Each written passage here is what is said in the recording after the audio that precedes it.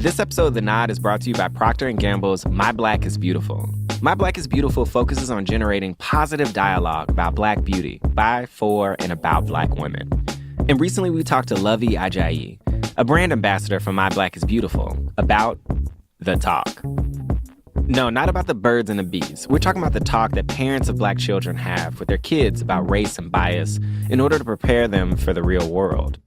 At our next ad break, you'll hear some of our conversation with Lovey, or head to mbib.com/thenod right now to hear the full interview. That's mbib.com/thenod.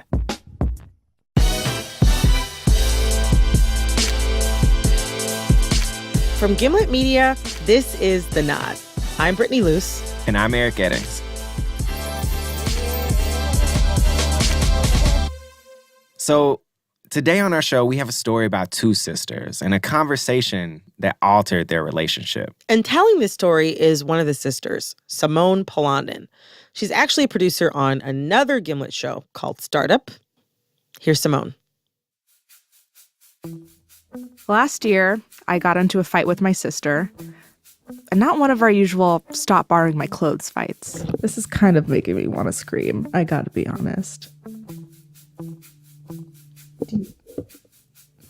Do you want me to leave? No, what version of history have you been studying? It wasn't always that tense. When we were kids, my sister and I could quote the whole Shrek movie. Sometimes I was Donkey and she was Shrek, or she'd be Fiona and I would be Lord Farquaad. If we got bored during grown-up dinners, I'd hum the tune to Welcome to Duloc to get her to laugh. A lot of our childhood was like that. Inside jokes, secret games, a shared understanding. But at some point, I aged out of whatever she was watching. She was stuck on SpongeBob and I had moved on to Desperate Housewives. And then, just as she was starting 7th grade, I left for college. She's a sophomore in college now. I don't get to see her much, usually only during the holidays. And even then, we don't really spend any one-on-one time together. I stopped knowing the ins and outs of her life, but I still felt like I knew the big stuff. I knew who she was as a person. And then, a couple Christmases ago, she told me something that made me think maybe I didn't know her after all.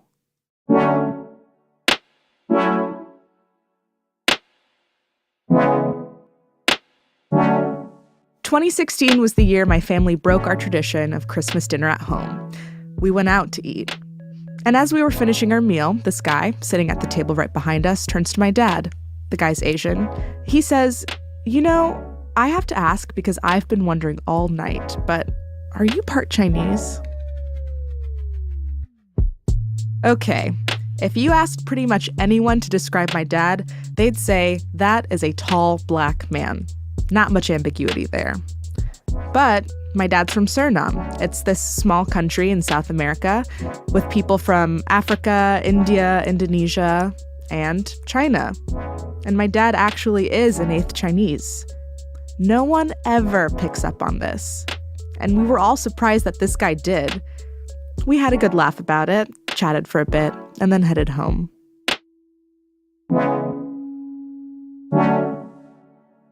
On our drive back from the restaurant, we were comparing notes about what had just happened. We got philosophical about race and identity and culture, and I kind of casually mentioned that I identify as Black. And then my sister chimed in. "I don't really identify as Black." Immediately I was like, oh, this seems like a problem. But before I jumped all over her, I thought I should give her some space to explain herself. Maybe there's some new words the teens are using, and I'm just an out-of-touch millennial. So I asked her, "Okay, so how do you identify?" And then my sister said, "I identify as Dutch." And in my head, I thought, what is happening right now? But I should clarify about this Dutch point. This one isn't totally out of the blue. We lived in Amsterdam for 5 years as young children. We have dual citizenship, but we moved back to the U.S. right before her 6th birthday. She was basically a baby the whole time we were living abroad. She knows America so much better than she knows Holland. So I said, "You identify as Dutch, but not Black." When I said that, my sister slumped down in her seat. I glanced at my mom. She's Ethiopian. I was trying to give her a look that said something along the lines of, you immigrated all the way from East Africa to this great nation, and your own child is claiming she is European. Will you stand for this nonsense? But I don't think she got all that from my face. My mom said, just let her identify how she wants. So she's Dutch and not Black. What's the big deal? Then my mom gave me a look that said something along the lines of, drop it. This isn't your job.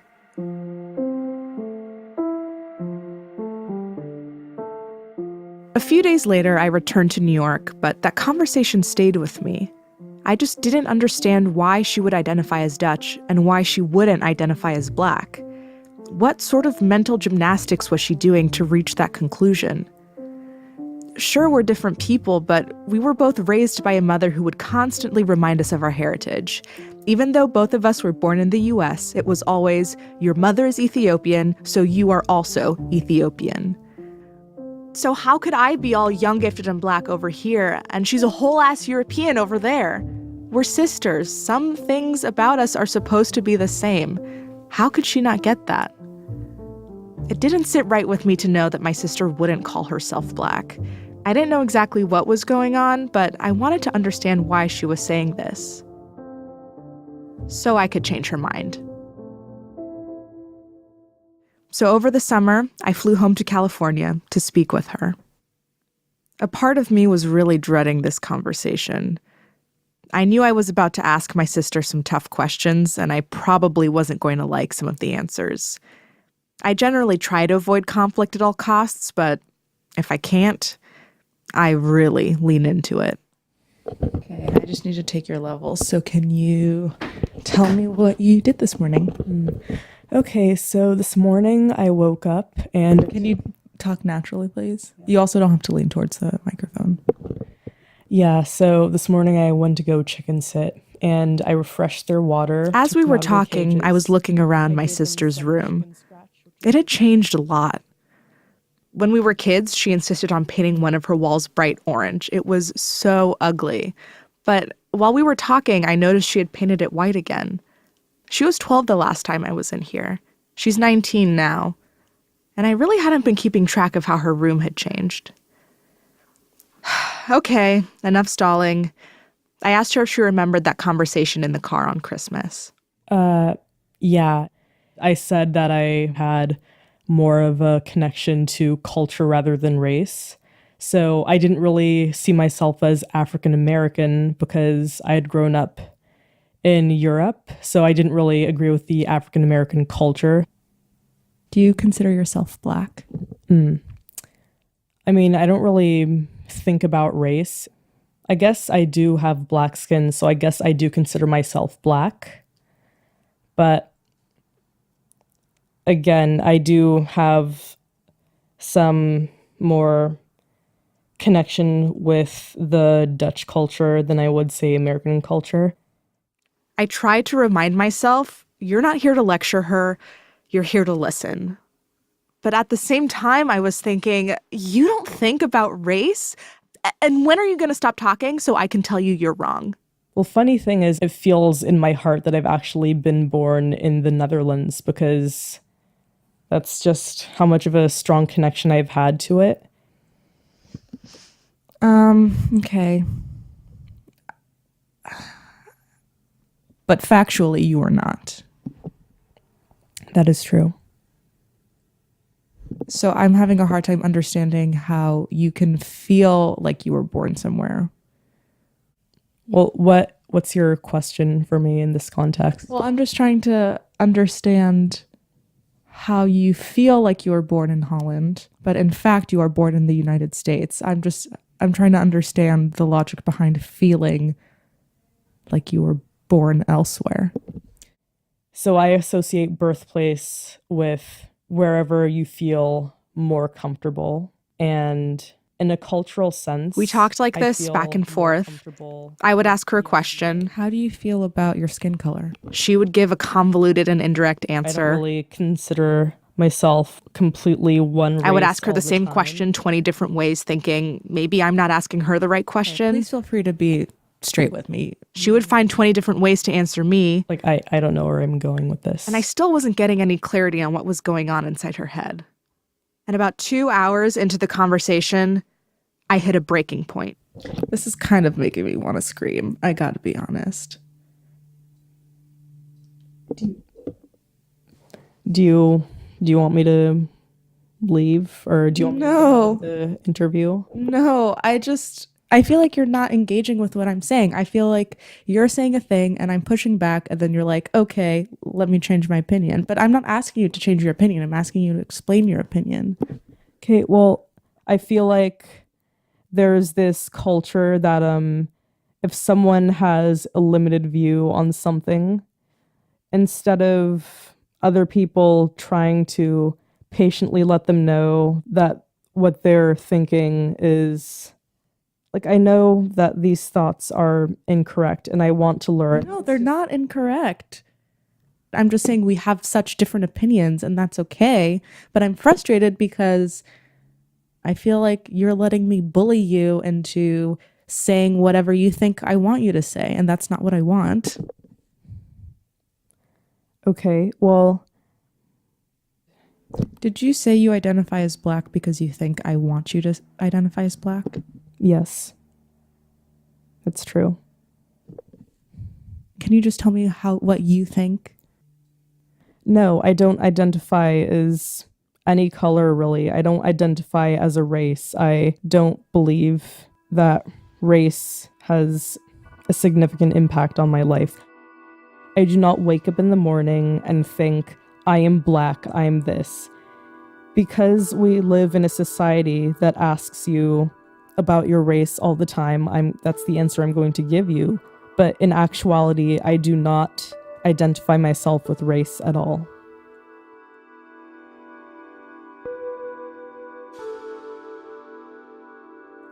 This version of the world my sister was living in, where race didn't factor into her life, it felt naive.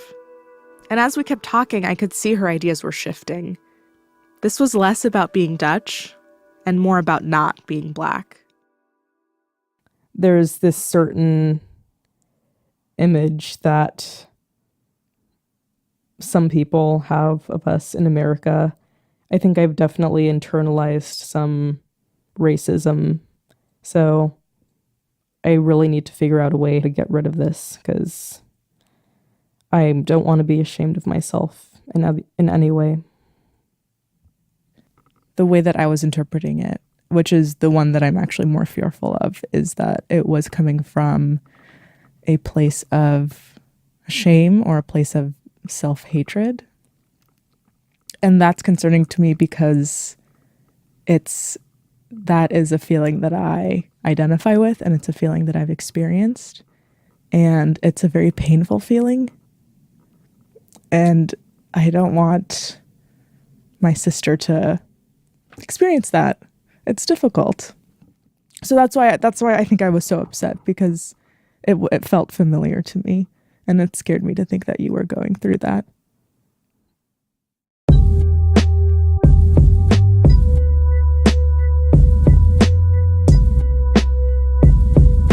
I wasn't expecting to push my sister into an identity crisis. A few hours ago, she was insisting that race didn't even cross her mind. Now I heard hesitation and uncertainty in her voice. I felt like I had just busted her worldview wide open, and she wasn't ready to handle that. I mean, thank God no one asked me for my hot takes on race when I was 19. I can barely deal with reading my Facebook posts from back then. I was starting to feel like, man, maybe this conversation wasn't the best idea. I wanted to talk to someone who could help me clean up this mess I had just made. My mom's the one who gives me all the updates on my sister's life anyways. I figured maybe she could help me. I asked her about that conversation over Christmas. It didn't surprise her. In fact, she'd heard my sister struggle with her identity since she was 6 years old. She came one day, she said, I don't want to be this color. Oh, it scared me. But I didn't show her that I was, whoa, how am I going to handle this? And I said, wait a minute. Are you telling me you don't like my color? No, no, no. For you, you're beautiful, Mom. For you, it's okay. For me, I want to be white like my friends. I don't know what made her say that. She was a very articulate girl even for her age. But that time she couldn't. It was too big. It was too murky. It was too much what she was feeling. It hurt to hear my mom say that. It wasn't like I hadn't gone through that myself. When I was 5 years old, I would cry to my mom that I didn't have straight blonde hair like Cinderella. But I got over that by the time I was my sister's age. I wondered why she hadn't. But still, why would my mom, who told me I was Ethiopian, like her above all things, also come to my sister's defense when she called herself Dutch? I don't care what she identified with, as long as it's true to your inside. That is so personal to find yourself in this very murky, complicated way of identifying yourself. And for her, if that's what she needs right now, let her identify herself with the Dutch culture.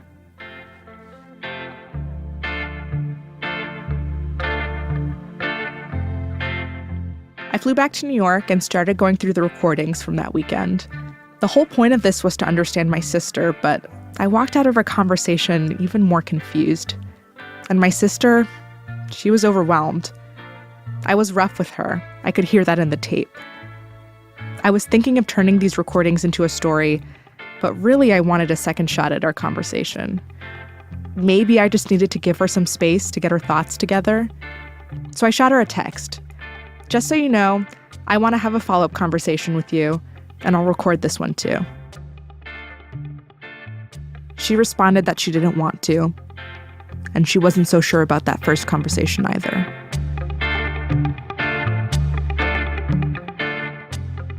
After the break, I try to talk to my sister again, if she'll let me.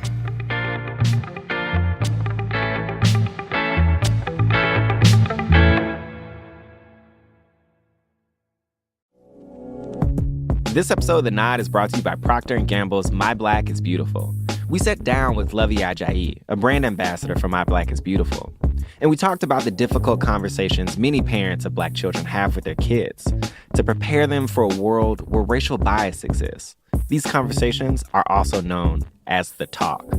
For me, it was a series of talks. Like my parents sort of drip-fed me information throughout my childhood, and it kind of culminated in, so you have a driver's license. Like, this is what may happen to you out in the world. Like, yes, you are you. You are Brittany. You're really a big theater nerd. You don't do your homework as much as you should.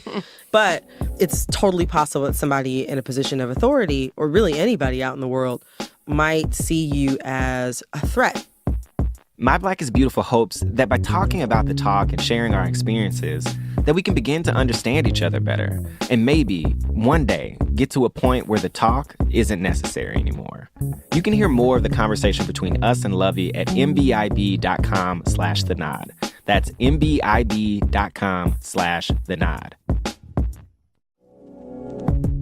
This episode of The Nod is brought to you by Burrow. Burrow makes luxury couches for real life.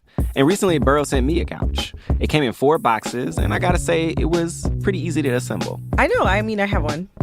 I do. I had one first. Okay, it's competition. With you, it always is. Burrow couches are modular, meaning you can customize the size of your couch to fit your lifestyle. And you can also customize things like color and armrests. Wait, so what does your couch look like? Like, what did you get? So I got 3-seater. And then I wanted something kind of bright, so I got the gray, the light gray. So basically what you're telling me is that you picked out a couch that is exactly like the one that I have. We have mostly the same couch, but you got the low arms, and I got the high arms. And I didn't consider, now mind you, the couch looks great. But I came over to your apartment recently. Yeah, my domicile. And I happened to lay my head down on the low arm side. Nice, right? And I realized, damn, I wanted the low arms. Even when it comes to customizing a couch, I literally always win. You know what? Never mind. I love the high arms. Hurry and get your own unique Burrow couch today. And to get $50 off your order, use promo code THENOD at burrow.com. That's BURROW.com, offer code THENOD.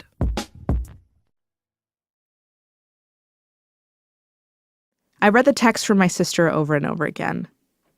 I just didn't feel comfortable the first time you interviewed me, and I don't want to continue that with a second round. When I read that, I thought, oh God, I ruined her. I bullied her into doing this thing she never wanted to do in the first place. I put her in an uncomfortable position just so I could get a good story out of it. And then a few days later, I thought, wow, this is what she's doing, huh? She's really going to drop out. She's really going to sabotage my story like this. But the one thought that stayed constant was, I've been a bad sister. I tried to get on the phone with her, but between her classes and exams and rehearsals, we just never found the time. Eventually, Christmas was rolling around again. We were both going home for the holidays. I packed my recorder, just in case.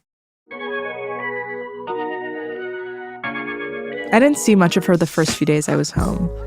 And then one night, I snuck upstairs to my sister's room to check on her. She was in bed on her phone. I hovered around the doorway. I wanted to make her feel safe and to see if she could warm up to the idea of another interview. First, we talked without a microphone. She explained to me why she felt so uncomfortable, that she was worried people would misinterpret what she was trying to say. I apologized for getting so testy with her. I reassured her the last thing I'd want to do is to make her look bad. I told her, how about I grab my mic and we can talk about what's been on your mind. If you want to stop at any point, we can stop. I want you to lean over into the mic. I'll put the mic close to you. You don't have to but whatever feels comfortable for you. Okay, this is good. We sat down to talk, first about how to keep this conversation from going off the rails. I felt like the answers I was giving you, they weren't really reflective of what I was thinking, but like if the questions were a little bit more free form, then I think I would have been able to give you answers of what my true opinions were. So I asked her, what do you want to say that you didn't get to say the first time around? We talked about how I'm ashamed of being Black. I'm ashamed of my racial identity, but I don't think that was the case. I didn't realize that the skin that I grew up in, it would have to be such a big part of my identity beyond, like, what I first thought about, like, race was just like, okay, I'm Black, but I don't understand why this has to be such a big part of how I define myself as a person. As she was talking, I kept wanting to interrupt, to chime in with my opinion or something I disagreed with, or to tell her to just sit up straight and stop leaning into the mic. But my job was to listen, and maybe then I could start to understand how my sister sees herself. I feel like in a perfect world, people would identify with whatever they personally do that makes them happiest. I mean, I would really describe my identity with my personality traits and what I like to do. Like, I am a trustworthy friend. I am kind and warm and accepting. I have a pretty great sense of humor. I was surprised to hear how confidently she spoke about herself, and really impressed by how easily she was able to recognize her own strengths. I really admired her positivity, and I really didn't want to be the one to bring her back down to earth. But who else would tell her how the world really works? I'd love to be seen as a creative, generous friend with impeccable taste in television, but people will look at me and see a Black person, and they'll make all sorts of assumptions because of that. Race is going to play a role in my life. The way I've made peace with that is by embracing it. I wanted her to get there too. And then I realized, in this moment, she wasn't looking for my advice. She just wanted me to listen. We kind of stumbled through a not entirely coherent conversation about identity. It was a little abstract and convoluted, but it was nice to talk. And it turns out her thoughts and feelings about her identity have changed quite a bit since we talked 6 months ago. I find that I'm starting to identify more with my Ethiopian and Surinamese background, and it connects with being African American. My African American identity, to me, it's pretty global. So When did you, because last time we talked, you were like not even calling yourself African American. So when did you start to claim that as a part of how you describe yourself? So it started happening recently. I've been like inching towards it this school term. Like, we had this Nigerian American film artist who came to school to show her work and talk about how she had to put her identity into her work. That helped. As she's telling me about what she's up to in school, what she and her friends are talking about, I understand something that I knew, but I didn't really get until now. My sister's doing the thing that college students do. She's learning new things, exposing herself to different people. She's growing up and changing and figuring it out. She's exploring what it means to be her. And I've been trying to rush her through the steps of her self-discovery. I've been acting more like a parent than a sister, trying to protect her from making her own mistakes. And I've been missing out on getting to know each beautiful version of her. I've been writing this, and a lot of people have been asking me to add more detail about you. And I've really struggled because I actually realized that I don't really know what you get up to generally, because in my mind, I think of you watching like SpongeBob and Adventure Time, and I have no idea what your like contemporary interests or likes are. Yeah, well, I've definitely like stopped watching those like a while back. But I mean, free time wise, I've been getting into painting, and the shows that I watch, I'm still into comedies. I've been getting into Crazy Ex-Girlfriend. I love that show. Yes. Oh my God. Okay. Have you watched, there are 2 seasons on Netflix, right? Mm-hmm. Have you watched the others? Has there been another season? So we didn't have an intellectual breakthrough into the fabric of Black identity in America. I can live with that. I did leave the conversation feeling like I understood where my sister was coming from. And more importantly, that what she's thinking about is constantly evolving. What she thought last Christmas is different from what she thought over the summer, which is different still from what she was thinking about just last month. I certainly didn't have my identity figured out at her age. It took a lot of years of convincing myself that I was born with worth, despite being told otherwise, to get to where I am now. But maybe I can be there for her, as she's finding her own place. I don't think I knew how to be different from her and still be her sister. I was scared that if we were too different, I was going to lose her. I'm starting to let go of that. We're still a ways away from being on Shrek quoting terms, but the next time I'm watching Crazy Ex-Girlfriend, I'll probably shoot my sister a, "Hey, guess what I'm doing" text, and then like a goofy selfie of me in front of the TV. And we can take it from there.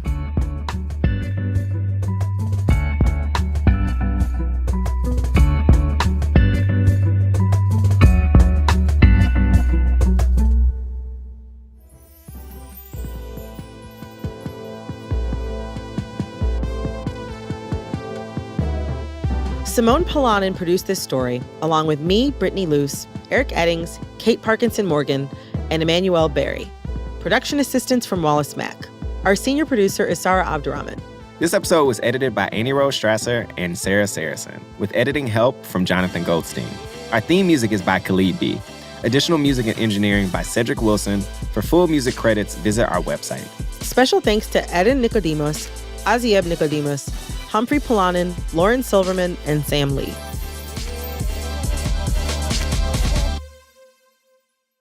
Hey, it's Brittany. And Eric. And if you are looking for your next podcast, don't worry, I got you. Here is another Gimlet show to check out. One day in Mexico City, Andrea gets street harassed. The creep just runs off, there are no witnesses, and she decides there's nothing she can do about it. Until I saw that there was a camera pointed at exactly where this had happened in front of a building. And then I looked around and saw another camera, and then I looked around and saw another camera, and there were just cameras everywhere. she posts the surveillance footage online, a suspect is found, and Andrea is catapulted into the middle of a nationwide scandal that goes all the way to the president. To find out what happens, check out our podcast, Reply All. That's episode 112, The Prophet. Thanks to our sponsor, Procter & Gamble's My Black is Beautiful. To hear the full interview between Luvvie Ajayi and us, head to mbib.com/thenod. That's mbib.com/thenod. Thanks to our sponsor, Burrow. Burrow makes luxury couches for real life. Hurry and get your own unique Burrow couch today. And to get $50 off your order, use promo code THENOD at burrow.com. That's BURROW.com, offer code THENOD.